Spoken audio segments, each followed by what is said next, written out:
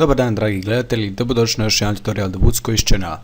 Evo danas ću vam pokazati kako prevesti YouTube na neki drugi jezik. Kao što vidite, meni je sada na engleskom, a možda želite si promijeniti na vaš materinji jezik da vam bude jednostavniji.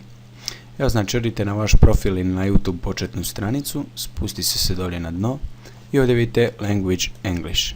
Ovdje ćete stisnuti na ovo, izbacit će vam se izbornik sa jezicima. Ovdje su jezici koje možete promijeniti. Evo ja ću odabrati hrvatski. Kao što vidite, stranica će se refreshati, kao što vidite moj YouTube je na hrvatskom jeziku. Evo, hvala što ste gledali ovaj tutorial, posjetite moju web stranicu na kojoj možete pronaći sve tutoriale o hakiranju, programiranju, tehnologiji i ostalome. Evo, hvala što ste gledali ovaj tutorial, doviđenja.